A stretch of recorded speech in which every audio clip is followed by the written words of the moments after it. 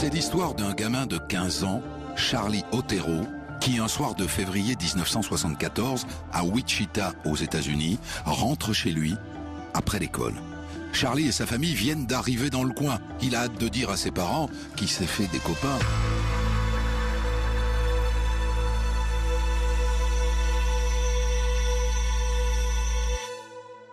Tiens, c'est bizarre. La porte du garage est ouverte et le chien Lucky est dans le jardin. On ne laisse jamais Lucky dehors sans surveillance. Il aboie sur les gens. Charlie pousse la porte d'entrée et il entend son petit frère Danny et sa sœur Carmen qui hurlent. Il se demande ce qui se passe. Alors il fonce vers la chambre de ses parents et il les voit. Son père et sa mère, morts. Son père est par terre, les pieds et les mains ligotés. Sa mère est sur le lit. Ils ont tous les deux des sacs plastiques sur la tête, bien serrés, avec des cordelettes. Charlie est à la fois pris de panique et de rage. Il court à la cuisine, il attrape le plus long couteau et il hurle « Qui que vous soyez, sortez, montrez-vous, je vais vous tuer !» Personne ne répond. Alors il veut appeler la police, mais la ligne de téléphone est sectionnée. Alors il va chez les voisins. « Il faut appeler la police, faut appeler la police tout de suite. Mes parents ont été assassinés. » Les voisins appellent et les agents Robert Boulin et Jim Lindbergh déboulent dans la foulée. Charlie les attend devant la maison. « Mes parents sont à l'intérieur. Ils sont morts. Mais j'attends encore un autre frère et une autre de mes sœurs. Ils sont pas encore rentrés. Je veux pas qu'ils voient ça. » Les deux policiers entrent dans la maison et ils trouvent les parents dans leur chambre. Mais ils ne s'arrêtent pas là. Ils vont dans la chambre du petit Joseph, 9 ans, et ils le trouvent, la tête emballée dans un sac plastique. Et dans la cave, ils découvrent Joséphine, 13 ans, pendue à un tuyau. Mon pauvre Charlie, ils ne sont pas près de rentrer de l'école, ton petit frère et ta petite sœur. Ils sont morts, eux aussi.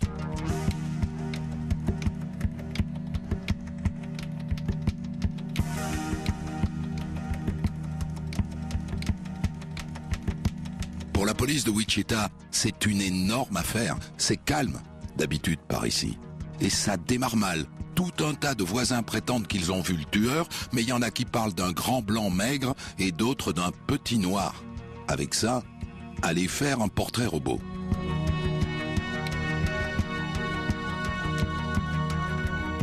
On est en 1974, alors oubliez l'ADN. La police scientifique trouve une trace de sperme sur la cuisse de la fille et une tache de sang sur la scène de crime qui révèle le groupe sanguin du tueur.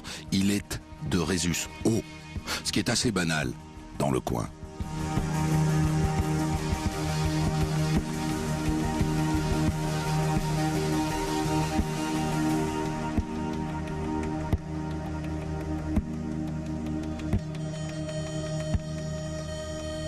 À part ça, aucune piste. Alors en attendant, les habitants de Wichita rajoutent des verrous à leurs portes et des alarmes. Et ils ont bien raison, car c'est un tueur en série qui a frappé et pour l'instant, la police ne sait rien de lui.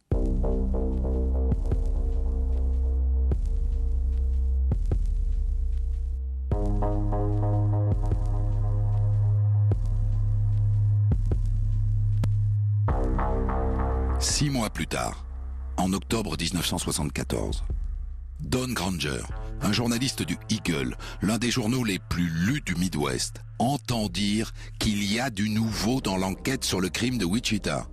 3 prisonniers auraient des infos sur le crime et chercheraient à les négocier avec la police. Granger est sûr de son info, alors il la balance dans son journal et quelques jours plus tard, son téléphone sonne. Alors, vous allez m'écouter attentivement. Je ne vais pas me répéter. C'est une voix dure et coupante, avec un accent du coin. Il y a une lettre sur l'affaire Otero dans un livre à la bibliothèque publique. Allez la chercher. Et il indique dans quel livre se trouve cette lettre. Et il raccroche. Granger prévient immédiatement la police et un agent trouve la lettre à l'endroit prévu.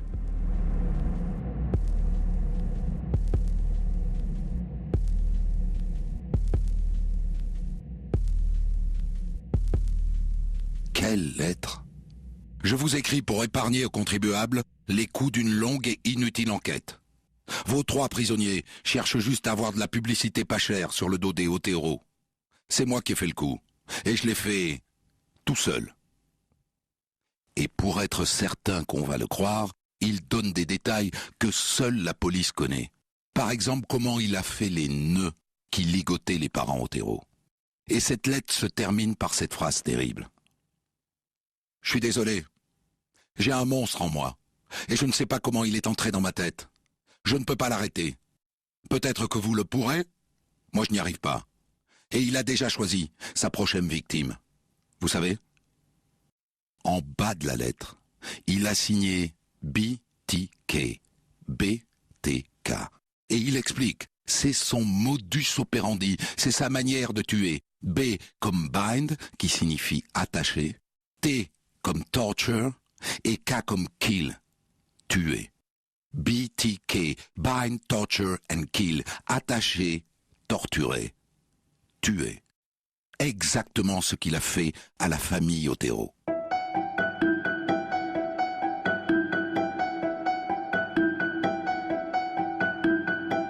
Au début, la police arrive à convaincre le journal Eagle de ne rien publier sur ce BTK. La lettre, ça doit rester secret. Mais le journal concurrent, le Wichita Sun, apprend l'existence de BTK et sort l'affaire sans prévenir. Ce que la presse ne sait pas encore, c'est que BTK est soupçonné d'un autre meurtre commis quelques mois après le massacre de la famille Otero. Catherine Bry, elle a été poignardée chez elle après s'être cachée des heures dans sa penderie. BTK a déjà fait 5 morts et ça ne fait que commencer. Quand on remonte cette histoire à rebours, ça peut paraître étrange, mais pendant 3 ans, BTK ne tue personne. Il ne se manifeste pas auprès de la police. 3 ans de silence. Et un retour triomphal. Le 17 mars 1977, à 1h de l'après-midi, toujours à Wichita, l'officier Fletcher reçoit un appel. Va immédiatement au 1311 South Hydraulic Street. Quelqu'un a signalé un homicide. Et quand il arrive, l'officier est accueilli par un voisin. « Venez vite, les 2 fils de ma voisine sont venus tambouriner à ma porte. Ils disent qu'ils ont été enfermés par un homme dans la salle de bain. Ils se sont échappés en cassant la vitre. Mais c'est pas tout. Venez !» Et le voisin conduit l'officier Fletcher dans la maison de la famille Relford, où vivent Shirley, 26 ans, et ses 3 enfants. Enfin, vivaient. La mère est étendue dans le salon, les bras attachés dans le dos, et sur la tête, elle a un sac plastique bien serré au niveau du cou. L'une des filles est assise à côté du cadavre. Elle pleure. L'officier Fletcher tente le tout pour le tout. Il défait le nœud qui ferme le sac plastique et il tente un massage cardiaque. Mais c'est trop tard. Et c'est lui, Fletcher, qui signale au renfort quand ils arrivent. « Hé les gars, faites attention au nœud. Ça ressemble beaucoup à l'œuvre de BTK. »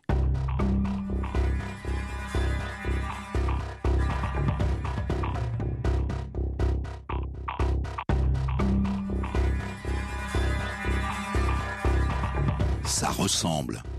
Mais est-ce que c'est certain? C'est tout l'enjeu de l'enquête qui débute. C'est Richard Lamenion, le nouveau chef de la police, qui doit répondre à la question. Au début, il repère tout de suite les différences entre les 2 affaires. Déjà, les enfants ont survécu. La petite fille n'a pas subi de sévices sexuels et le téléphone n'a pas été coupé. Le téléphone. Richard Lamenion veut soudain vérifier quelque chose qui le turlupine. Il va voir les enfants. « Dites-moi, quand vous étiez enfermés dans la salle de bain, est-ce que le téléphone n'aurait pas sonné ?»« Si, il a sonné plusieurs fois. » Est-ce qu'à cause du téléphone qui sonnait, le tueur a tout simplement pris peur et c'est pour ça qu'il aurait épargné les enfants? Alors si c'est le cas, c'est peut-être BTK. Et il y a autre chose. 2 filles du quartier, des colocataires, disent qu'elles ont vu l'homme et qu'elles l'avaient déjà vu auparavant, qui rôdait autour de l'appartement de leur voisine. Et ça veut peut-être dire qu'il s'est rabattu sur Madame Relford alors que ça n'était pas son projet initial.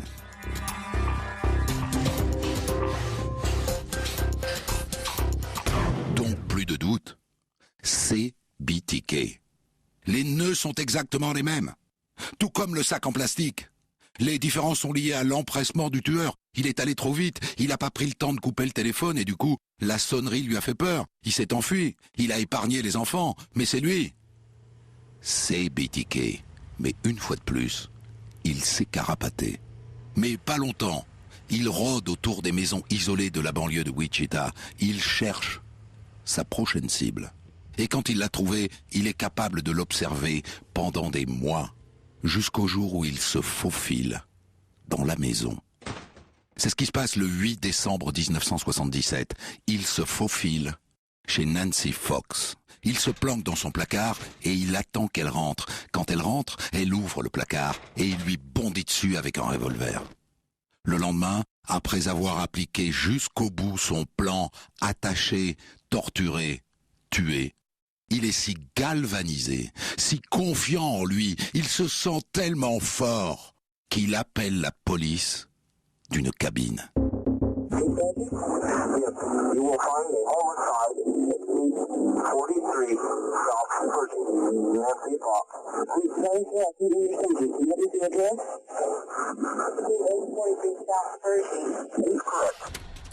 Cet enregistrement d'époque n'est pas très bon. Il vient simplement de dire qu'il venait d'y avoir un homicide au 843 South Pershing.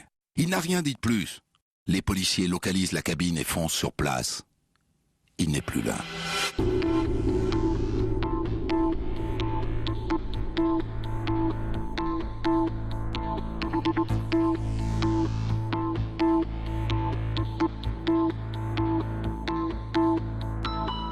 Et à partir de ce moment-là, la police de Wichita reçoit le renfort de spécialistes du FBI, des gars qui s'y connaissent en tueurs en série.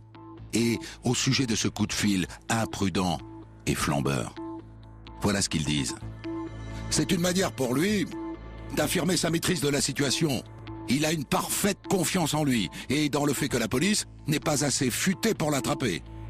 C'est pas gentil ça, pour le jeune chef de la police Lamonion. Il les prend pour des nuls.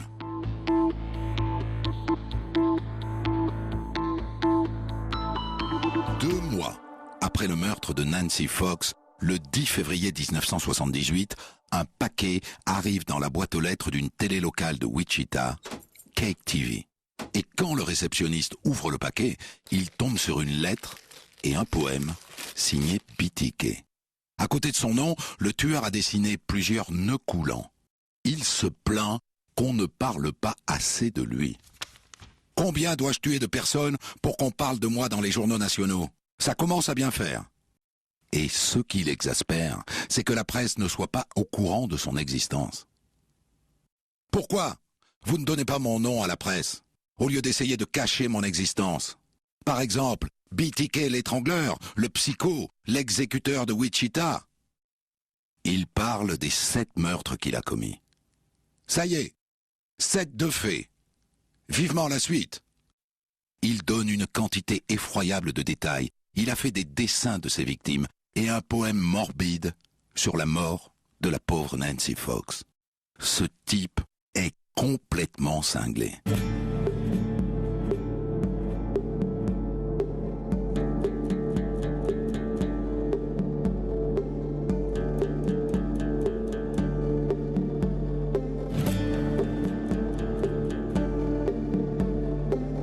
Du coup, le FBI et la police de Wichita mettent en place une nouvelle stratégie. Ils veulent établir une communication avec BTK.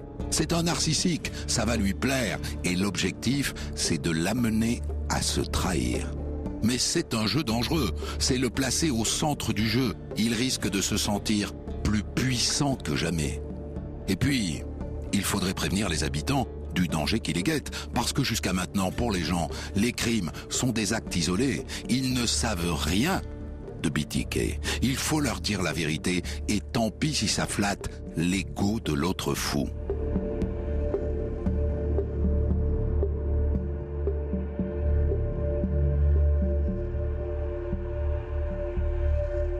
Le chef de la police, Richard Lamonion, lâche la bombe dans une interview à la télévision. Cake News with MJ McKittrick, Vince Patton, Dave Schaefer, and Greg Rittman. This is the 10 o'clock edition. Je veux confirmer à la population qu'il y a bien un tueur en série à Wichita et qu'elle doit prendre toutes les mesures pour se protéger. Avez-vous des pistes sérieuses pour attraper le tueur qui se fait appeler BTK? Honnêtement, nous n'en avons aucune. Et pendant l'interview, avec la complicité de la chaîne qui le reçoit, la Munion fait diffuser 2 images subliminales, 2 images cachées, mais qui sont censées percuter le cerveau de BTK. Sur l'une d'elles, on peut lire « Appelez le chef de la police maintenant ».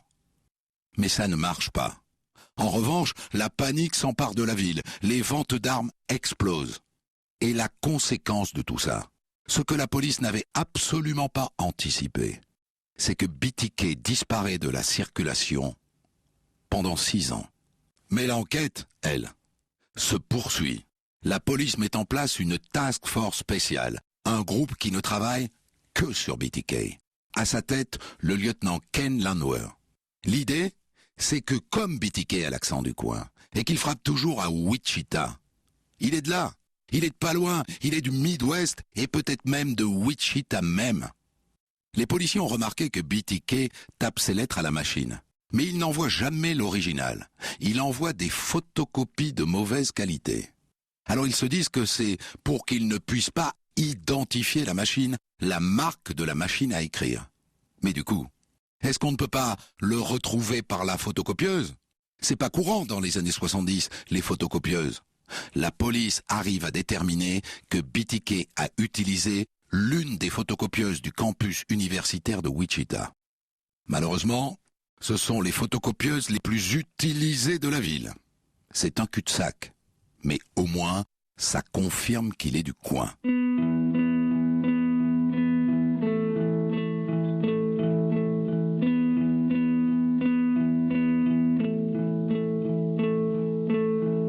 Mais ce qui reste le plus troublant dans cette enquête, ce sont ces pauses dans les crimes. Cette manière d'apparaître et de disparaître longtemps.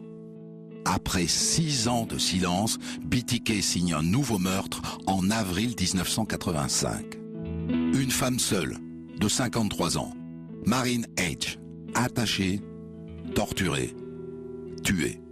Puis il disparaît à nouveau, 6 ans, avant de frapper à nouveau en 1991 en tuant Dolores E. Davis, dont il jette le corps sous un pont. Et puis, il fait à nouveau une pause. Entre-temps, il est devenu une légende urbaine. C'est une histoire qu'on raconte pour faire peur aux enfants. Sauf que maintenant, on a son ADN. Eh oui, la science a fait des progrès. Les taches de sperme qu'on a retrouvées sur certaines de ses victimes ont livré son identité génétique.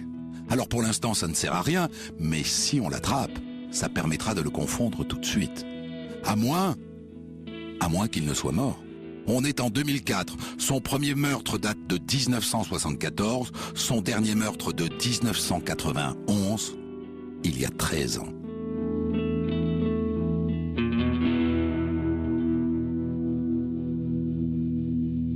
Pour marquer le 30e anniversaire, le journal Eagle publie un grand dossier.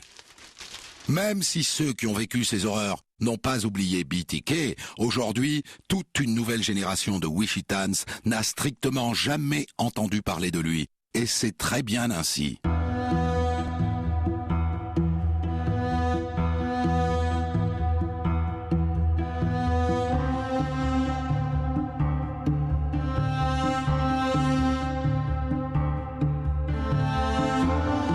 C'est cet article qui va réveiller BTK. Quelqu'un qui est toujours là, dans l'ombre, attentif. Après 13 ans de silence, le Eagle reçoit une lettre, venue tout droit d'un passé qu'on croyait lointain.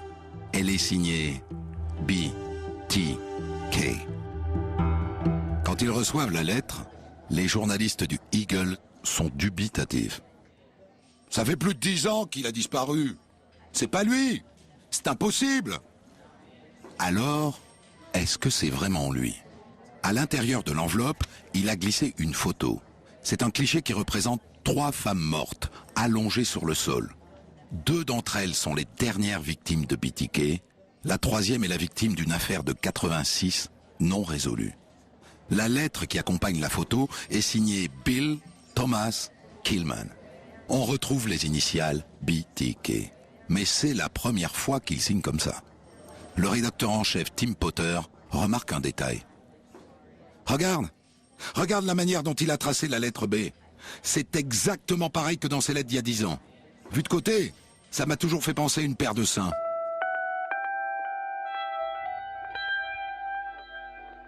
Les journalistes envoient la lettre à la police. Et elle atterrit au bureau du lieutenant Ken Landwehr. Ça fait 13 ans qu'il n'a pas eu de signe de BTK. Vous imaginez, 13 ans.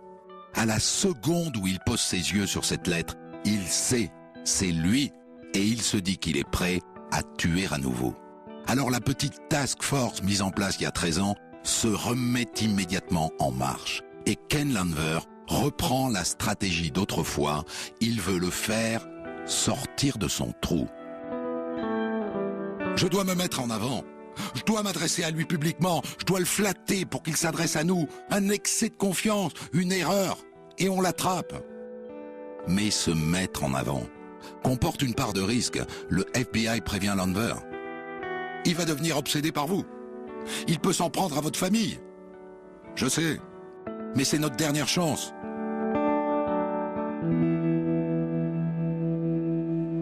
Ken Landwehr convoque immédiatement une conférence de presse. Et il révèle l'existence de cette nouvelle lettre et les menaces qui l'accompagnent. Au cours de cette conférence de presse, ça n'est pas tellement aux journalistes qu'il parle. C'est à lui, à BTK. C'est une des affaires les plus difficiles de ma carrière. Sans doute la plus difficile. Je trouve même que l'individu qui a fait tout ça, je serais très curieux de lui parler. Et ça marche. BTK se manifeste. Il envoie d'autres messages, et notamment dans des paquets de céréales gravés à ses initiales qu'il abandonne de ci, de là. Les échanges de messages durent pendant des mois. BTK a l'air d'apprécier qu'on s'intéresse à lui. Et il vient d'annoncer qu'il a repéré sa prochaine victime. Mais il va commettre une erreur. Sa première erreur. Il dépose l'un de ses paquets, l'une de ses boîtes de céréales qui lui sert de boîte aux lettres, dans un parking couvert qui est équipé de caméras de surveillance. Et sur les images, on ne voit pas son visage, mais on voit bien sa voiture. C'est une Jeep, une Cherokee noire. Après quoi il va commettre une autre erreur. Décisive celle-là. Dans une de ses lettres à la police, il demande « Dites-moi, si l'on peut ou pas tracer une disquette informatique.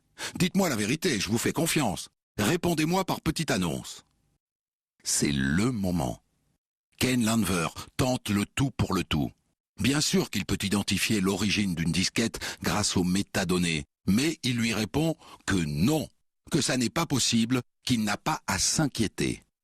Et BTK lui envoie une disquette. Et en analysant les métadonnées de la disquette, la police trouve les informations sur le propriétaire de l'ordinateur. La disquette provient de l'église luthérienne du Christ, une congrégation installée au nord de Wichita. Mieux que ça, on a un prénom. Celui qui a enregistré la disquette s'appelle Dennis. Le plus simplement du monde, la police va tout de suite sur le site de la congrégation. Son président s'appelle Dennis Rader. BTK s'appelle donc Dennis Rader. Il aura fallu 31 années d'enquête pour en arriver là. Ken Landwehr envoie un de ses hommes vérifier la marque de la voiture de ce Rader. C'est un Jeep Cherokee noir. Il y a dans ses fichiers l'ADN de la fille de Rader. Il fait comparer avec l'ADN de BTK. C'est le même. Il en est sûr maintenant. Il a identifié BTK. Il ne reste plus qu'à l'arrêter. Le 25 février 2005, Dennis Rader, alias BTK, rentre chez lui au volant de son Cherokee. « Sortez de la voiture !»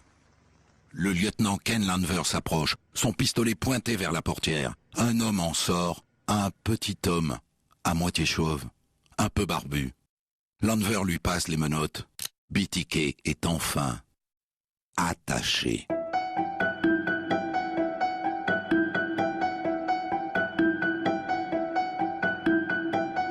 Dennis Rader n'avoue que 4 mois plus tard. Tous les meurtres, dans le détail, et ça n'a pas l'air de l'affecter. Lunettes de comptable, petit bouc et cheveux clairsemés, il détaille toutes les horreurs commises durant ces 30 dernières années, sans exprimer le moindre sentiment, d'une voix parfaitement monocorde.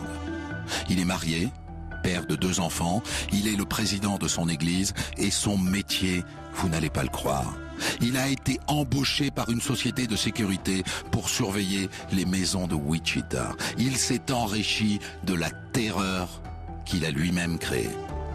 Jugé en 2005 pour les 10 meurtres qu'il a commis, BTK échappe à la peine de mort. Ces crimes ont eu lieu avant 1994 et à cette époque, le Kansas avait aboli la peine capitale. Il est donc condamné 10 fois à la réclusion criminelle à perpétuité. Dennis Rader, alias BTK, mourra donc en prison.